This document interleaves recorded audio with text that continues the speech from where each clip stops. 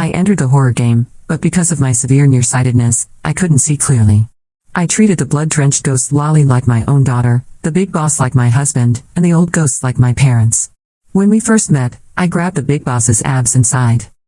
"Nice body, but you're a bit short." The boss laughed angrily, placed his severed head back on his neck and gritted his teeth. "I'm 6'1". Take another look now? Welcome to the House of Happiness mission. Players who survive for 7 days will pass. Initial players, 30, currently alive, 30. We wish all players an enjoyable game. After dying in a car accident, a flash of white light engulfed me, and I appeared in front of a massive building. An eerie mechanical voice echoed in my ears.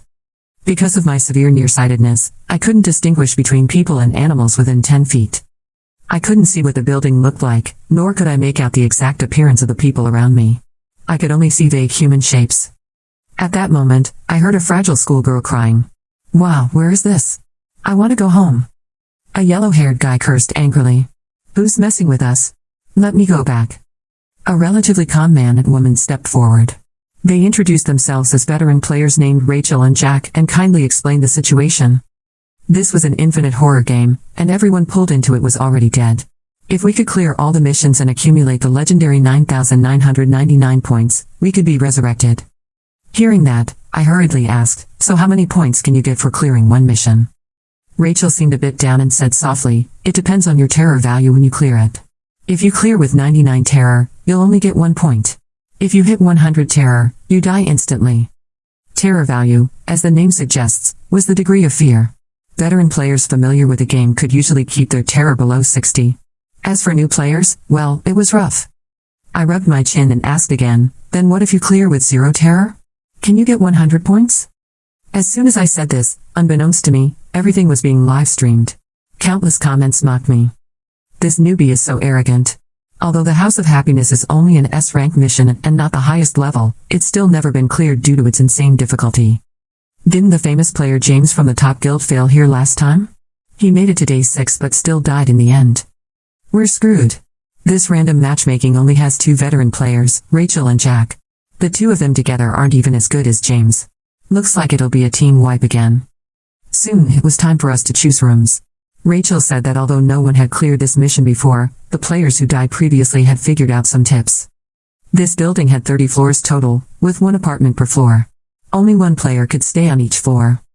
And the House of Happiness was actually a role-playing horror mission. There were ghosts living in each apartment, and they would play close family roles with the players. So how could the terror value not fluctuate dramatically after living together for 7 days? Jack hurriedly interrupted Rachel and pulled her along to choose the 1st and 2nd floors. Seeing the veteran players make this choice, some smart people quickly followed suit and chose the lower floors. Because of my poor eyesight, I couldn't run fast enough, so I had to wait for everyone else to choose. In the end, only the 30th floor was left for me.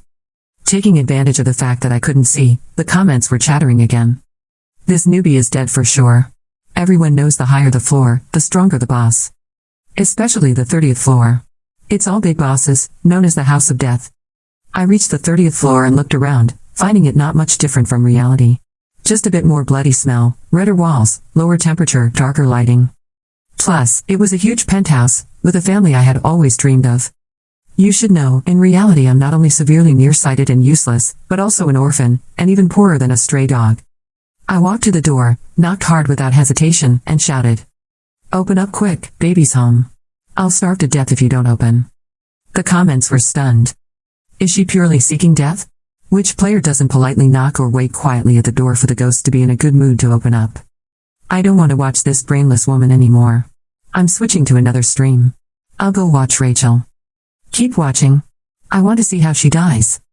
Actually, they didn't understand my thought process. Since it was role-playing and we were supposed to become a family with the ghosts, of course we should interact naturally. In real life, would you politely say hello, is anyone there? Please help me open the door when returning to your own home? After knocking, the door creaked open and a chill swept over my entire body. I sighed comfortably. This was simply a summer resort. No need for air conditioning even in summer. I looked down and saw a small red figure. Although my vision was blurry, the 2 braids swinging back and forth suggested it was a child in a red dress. The child smiled eerily and suddenly pounced at me, her icy little hands gripping my neck. I hugged her in my arms, felt her wet dress, and immediately said disapprovingly, How can a child wear wet clothes? Take them off quickly. I'll get you changed into dry clothes. My nose twitched at the bloody scent, and I anxiously asked, are you hurt somewhere? Where's the first aid kit? I'll help you treat it.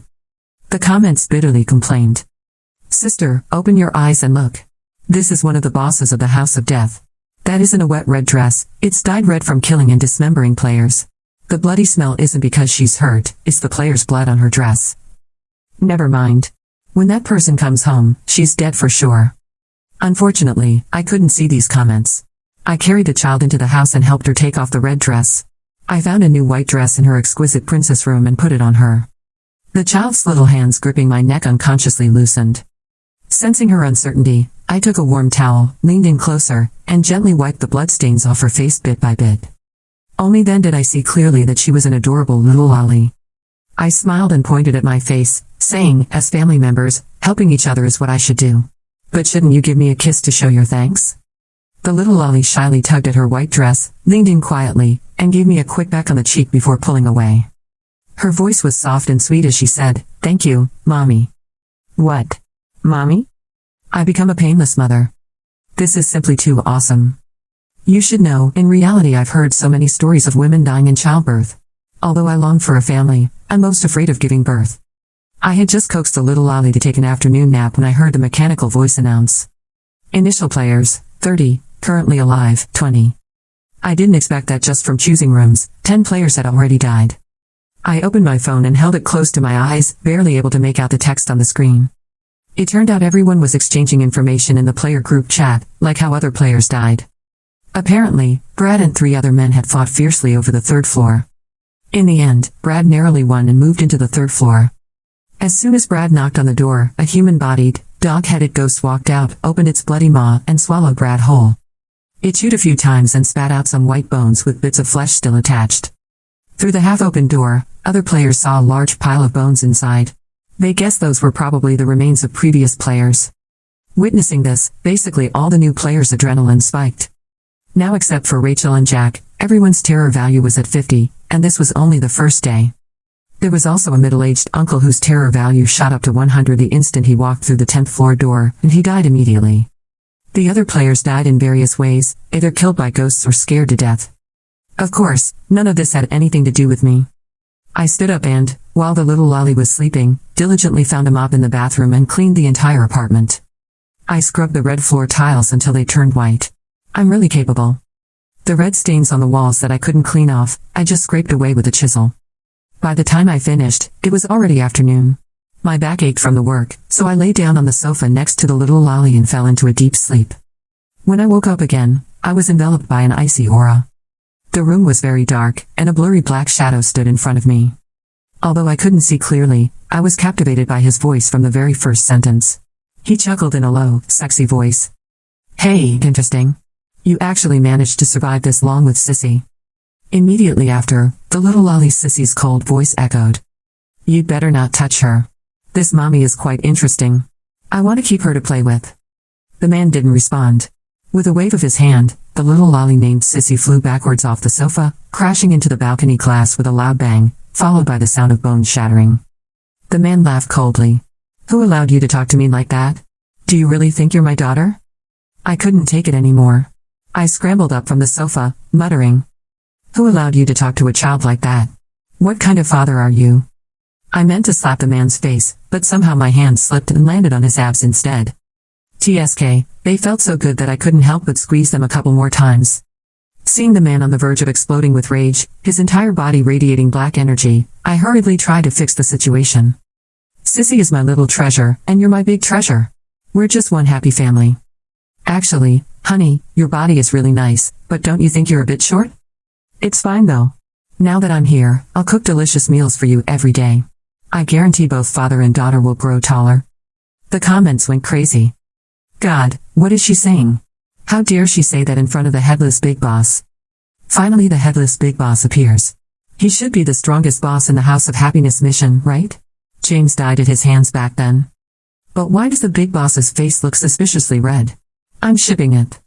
Above, you're just thirsty. The livestream audience was all waiting for the man to snap my neck. That had been the fate of previous players.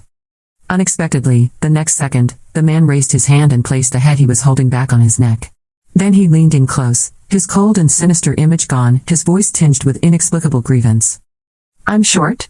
I'm a solid 6'1". Take another look, won't you? These days, no matter if he's a man or a ghost, they all care about their height. Nina, I suggest you look carefully.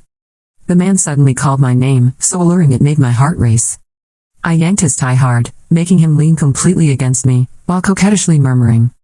Can't see clearly. Come closer. Staring at the handsome face so close before me, I secretly rejoiced. Thank goodness this broken horror game only measures terror value, not heart rate. Otherwise, I'd already be dead. When the man didn't say anything, I worried he might be angry. I immediately nodded eagerly, my eyes sparkling as I flattered him. Wow. You're 6'1", I'm 5'5", the perfect height difference. We're truly a match made in heaven. The man in the suit turned bright red. He was about to speak when the blood-dressed Lolly, who had just pieced her bones back together, rushed over and kicked him up to the ceiling, leaving him stuck there, unable to get down. Then the little Lolly looked at me innocently, nuzzled my face, and said with teary eyes. Mommy, Sissy hungry, food.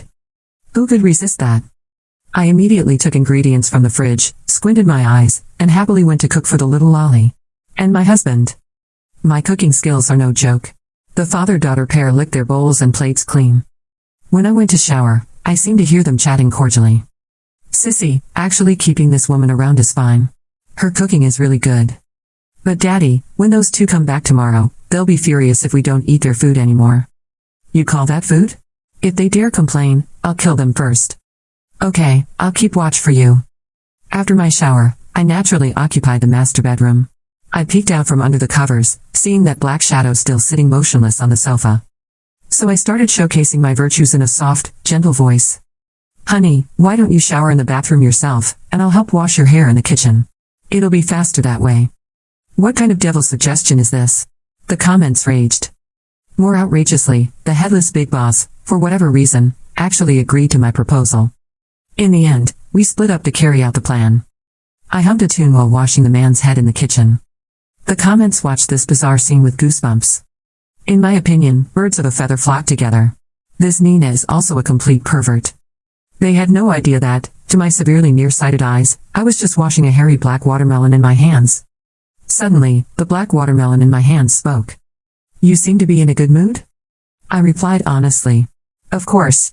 I feel like I'm getting along great with you and your daughter. We'll definitely clear the mission smoothly. The black watermelon stared at me, suddenly grinning eerily yet handsomely. You'll get your wish, Nina. I gazed at him tenderly, though honestly, I couldn't see clearly, but never mind those details. I still don't know your name? The black watermelon, no, the headless big boss, suddenly launched his head into the air, perfectly reconnecting it with a body that had just walked out of the bathroom, transforming once again into that dashingly handsome 6'1" man. The man seemed to recall something unpleasant, his voice hoarse. I don't have a name. If you're willing, you can give me one. After saying this, he quickly left, telling me in a low mood that he was going to sleep in the guest room. TSK, this husband is so stingy. Can't he let me fall asleep while feeling his abs? I scratched my head, unable to think of a good name for him yet, so I went back to bed to keep thinking. Just as I was pondering, the next second, a pair of pitch black eyes appeared under my blanket, a small face glowing faintly in the dark. It was like a scene straight out of The Grudge. Fortunately, I couldn't see clearly, only a blurry white shape. Mommy, don't pay attention to that headless old monster. Tonight, Sissy wants to sleep with Mommy. So it was Sissy. I didn't know when she had crawled into my blanket. I pinched her little face, picked her up into my arms, and gently instructed. You can't call Daddy an old monster. It'll make him sad. Sissy looked at me in confusion, then opened her mouth to reveal bloody gums where all her teeth had been pulled out. Hee hee, but I'm a little monster too. They even call me Little Vixen and Little Bitch. I sighed, trying to correct the little ghost thinking. Who are they? It's wrong of them to say those things.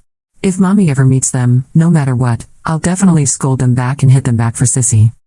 But Sissy, you can't talk about yourself like that. It makes Mommy sad too. Later, I rambled on and on, somehow falling asleep without realizing it. What I didn't know was, after I fell asleep, Sissy clung tightly to me, staring at my sleeping face. Her dress shifted from red to white, then white to red, over and over again. Then she muttered softly, Mommy will be sad. Can't let Mommy be sad.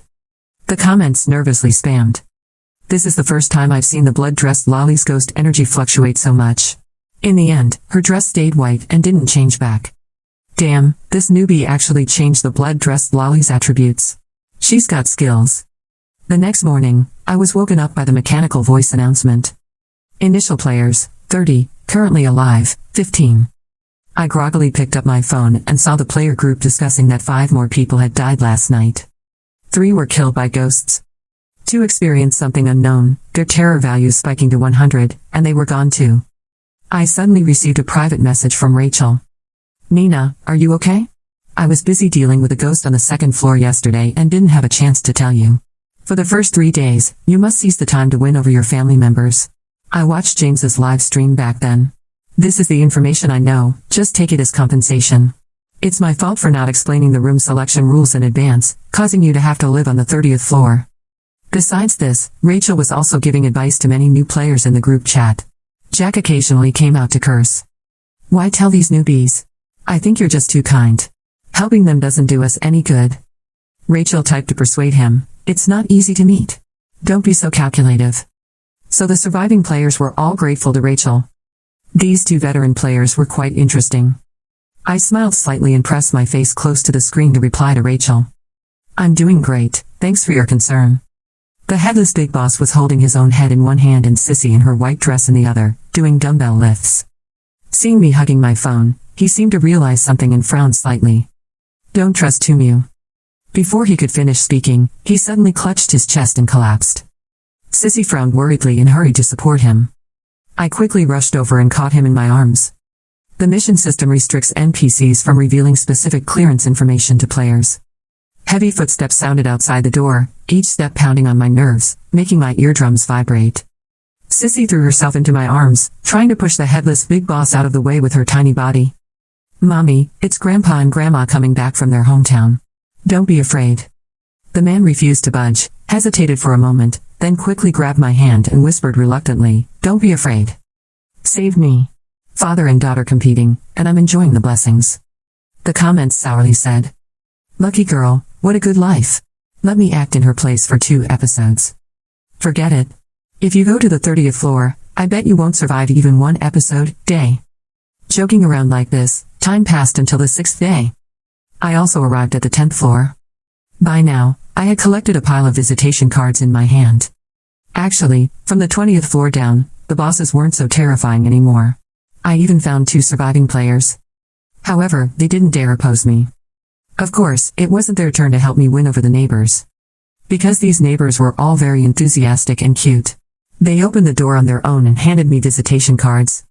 Later, they even followed me to visit other neighbors. Together we made our way down and arrived at the 10th floor. The 4 big shots on the 30th floor are watching. How dare they not give the cards?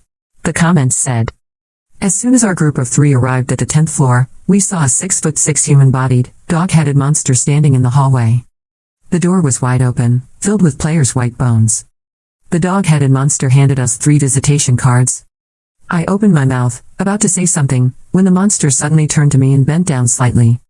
Even with my severe nearsightedness, I could clearly see the bits of flesh between its canine teeth, even a human finger stuck there.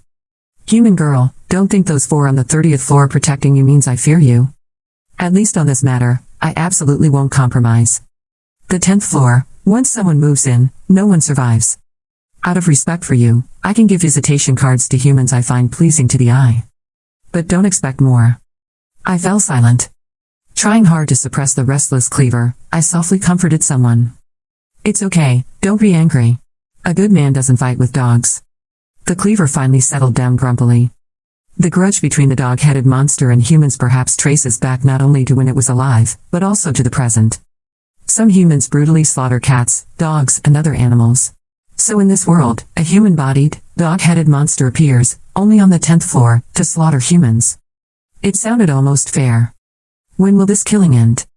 When will humans stop abusing animals? The monster replied. Just as the atmosphere grew tense, agonized cries for help came from downstairs. The dog-headed monster grinned hideously. See? Your despicable humans not only kill other species, but also slaughter your own kind. You've started killing each other again. At the same time, the screams from downstairs stopped and the mechanical voice announced. Initial players, 30. Surviving players, 5. Only 5 people left? The 2 new players and I looked at each other in dismay. We accounted for 3, which meant only 2 survived from the 9th to 1st floors. I thought of some unpleasant possibilities and opened my phone. The player group chat was dead silent. I took the lead, with the schoolgirl close behind and the fitness coach bringing up the rear. Our group of 3 cautiously headed downstairs. As soon as we stepped onto the 9th floor, a transparent dome descended over us. At the same time, a man and woman walked out from behind the wall. They held colorful guns, arrogant smiles on their faces. Hand over all your visitation cards. Otherwise, we'll kill you just like those stupid ones downstairs. It was Rachel and Jack. From the beginning, they had been playing good cop, bad cop, trying to gain the players' trust. Rachel's private message to me actually had an unsaid second half. Back then, James didn't die in vain. At least he provided a game strategy for later players up to the 6th day. Let as many players as possible survive until the 4th day. This didn't necessarily rely on winning over neighbors to get visitation cards. Because not all players are as lucky as me to suddenly possess powerful items to intimidate the ghosts. They also didn't see the newspaper at the bottom of the building or persuade the ghosts emotionally. So there was another way. Robbery and absorption. Starting from the 4th day, if player A kills player B, player A also obtains the visitation card for B's floor ghost, and inherits the visitation cards B already possessed. So it's just like raising pigs. As long as A raises this pig called B until it's fat and big, and B is weaker than A, in the end A reaps the benefits. And all of us were pigs raised by Rachel and Jack. I accidentally became the pig king. Tui. In simple terms, the rules of the horror game allow and support killing each other. But this time, Rachel and Jack miscalculated. I took off my coat, revealing the red dress. From under the skirt I pulled out the headless boss's cleaver, intestines, and withered hand. Tell me, how do you plan to kill me? I casually waved the cleaver, and the S-rank protective dome item shattered instantly. Rachel and Jack's faces also cracked inch by inch. Until finally, they completely collapsed to the ground. Nina, we were wrong. I just wanted so badly to be resurrected. Please don't kill us, spare us. I didn't show mercy, nor did I heed their pleas. I just calmly asked, the players downstairs begged you like this too, right? Did you spare them? In the end, the rusty cleaver seemed to have its own will as it swung toward them. A dull knife cutting flesh, each chop could kill. But before the blade even touched them, just seeing this SSS rank item flying at them was enough. Rachel and Jack's terror value spiked to 100. They exploded and died, their souls scattering, not even leaving a trace of blood. Finally, I hugged the murderous cleaver in my arms and softly comforted someone. It's okay, don't be angry. I'm not hurt. I gave the visitation cards Rachel and Jack had collected by killing their companions to the schoolgirl and the fitness coach. I kindly told them there was still time, they could still go visit the ghosts on floors 20 through 30. If the ghosts target you, just say you're friends of Nina from the 30th floor. I send you up to get cards. I believe that after my heartfelt talks with the ghosts, they would give me some face, right? The schoolgirl and fitness coach were extremely grateful, bowing to me repeatedly. I hurriedly avoided them, the 3 of us moving around like we were doing the tango. Then I went down alone to collect the remaining visitation cards I needed. Going further down became even easier. I progressed almost without resistance, gathering the rest of the cards in just a few minutes. But I didn't hear any game prompt in my ear.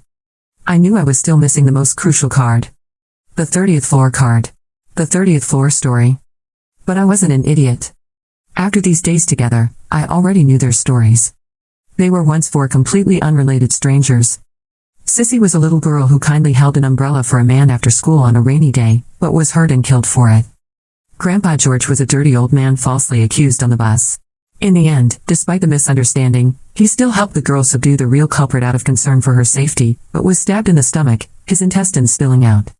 Grandma Rose was trapped in an apartment fire. Her son knew how to use fire extinguishers and equipment, but because the hydrant had no water, he had to watch helplessly as his mother was burned alive. The headless big boss was the son of members of a large evil cult. He had excellent grades, graduated from a top university, and finally escaped his original family. But his parents were brainwashed, believing that eating their son's brain marrow would grant them immortality. They caught him off guard, and with a dull knife, hacked open his skull to extract the marrow. And my reunion with them here, to form this strange and awkward family, may not have been a coincidence. The day before my car accident, I had just gotten paid and was skipping happily past a cemetery. For some reason, I suddenly decided to buy 4 bouquets from a flower shop and randomly place them on 4 adjacent graves. I remember the names on those tombstones. Sissy Chin. George Liu. Rose Lee. Wu Ning. So he really was nameless? Back on the 30th floor, I returned to normal, laughing carefreely again. Walking to the door, I saw it was open. Of course, since I had left, that door had never once been locked. They had always been waiting for me to come back. The old and the young sat in the living room with smiles on their faces. They had prepared a table full of delicious food and brewed my favorite tea. They pulled me to sit down, placing me in the center like the star of the evening. Then they smiled and said, "Your 2 friends came up earlier, and we've already given them the visitation cards. Next, your 7th day belongs to us. Let's be a real family for one day."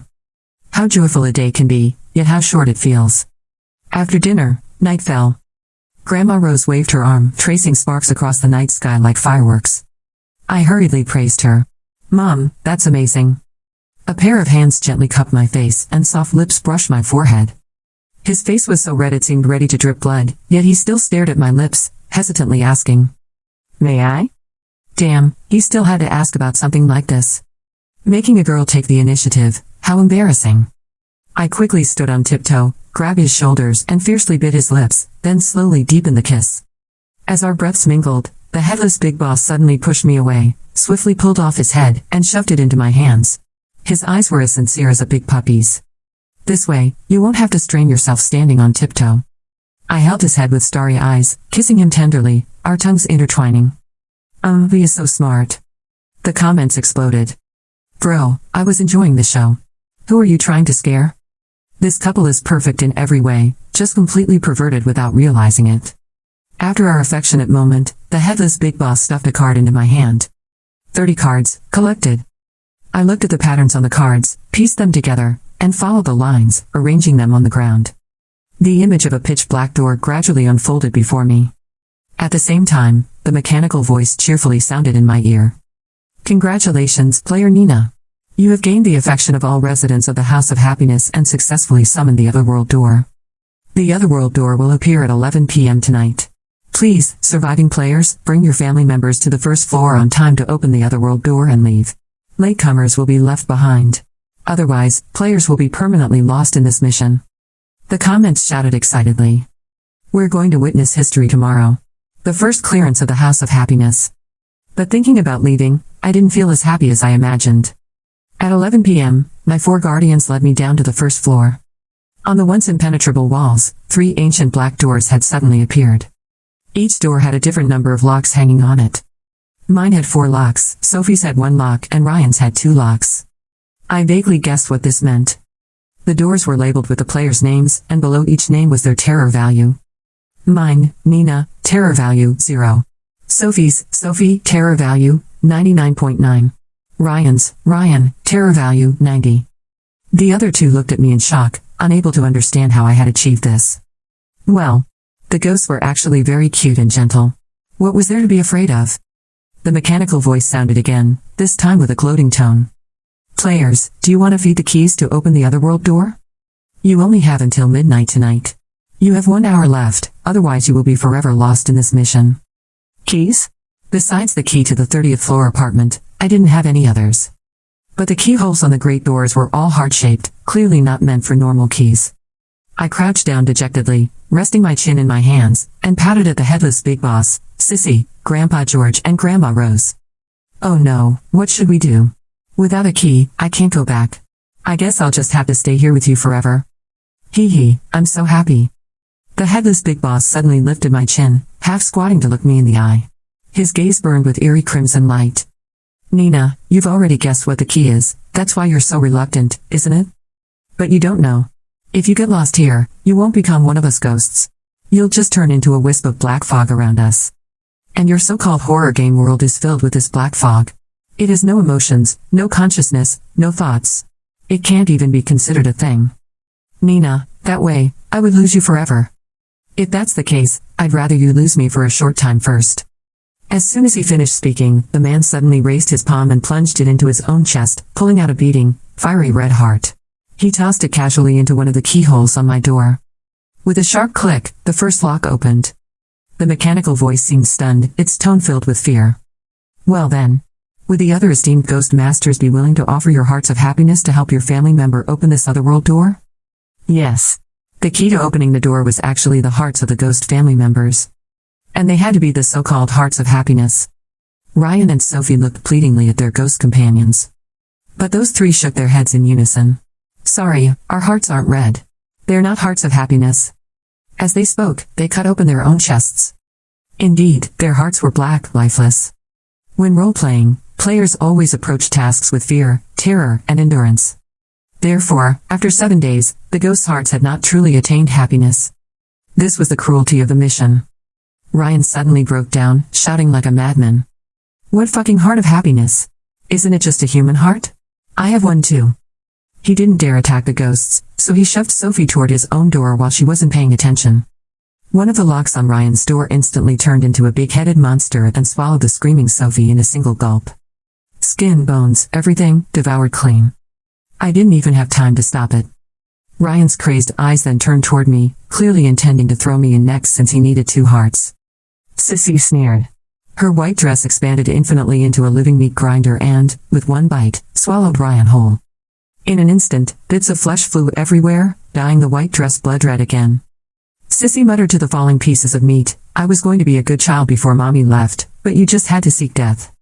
Then she raised her pale little arm and, without hesitation, pulled out her own heart, throwing it into the second lock on my door. Mommy, Sissy doesn't want to part with you either. But Sissy would rather you live vibrantly, even if that place doesn't have Sissy, than let you turn into black fog. Grandpa George and Grandma Rose followed her example, opening the 3rd and 4th locks. Good child, if you ever meet my son, tell him the fire hydrant having no water wasn't his fault. And tell my daughter her father was a hero who saved people, not a dirty old man. Good child, don't be jealous. You're like the new child we've given birth to. Mom and Dad will love you forever. My tears fell drop by drop. Blinding white light burst from the pitch-black iron door. I was still severely nearsighted. But this time, I threw myself at them accurately, hugging them tightly, crying and asking. Without your hearts, won't you die? The headless big boss held me close, his black eyes full of tenderness. We won't. We'll just lose all our memories and be thrown into some random mission to work. But as long as we meet again, I'll definitely remember you. Mommy, me too, Sissy cried. Good child, us too, George and Rose said. Finally, as the clock struck midnight, 4 pairs of hands pushed me gently toward the iron door. I heard 4 gentle, loving voices speak in unison. Take good care of yourself. Don't be afraid. We'll meet again next time. The mechanical voice rambled in my ear. Congratulations, player Nina, on perfectly clearing the House of Happiness mission. You have earned 100 points. Congratulations, player Nina, on achieving the first clearance of the House of Happiness mission. You have earned an additional 500 points. I ignored the voice, greedily gazing at the blurry figures outside the light, my eyes fixed on that black shadow. This time, I saw clearly. Tears shimmered at the corners of his eyes as he smiled at me. I cupped my hands around my mouth and shouted to him. I've thought of it. Your name. James. Ming. June. N. Across the long journey, I'll always think of you, my love.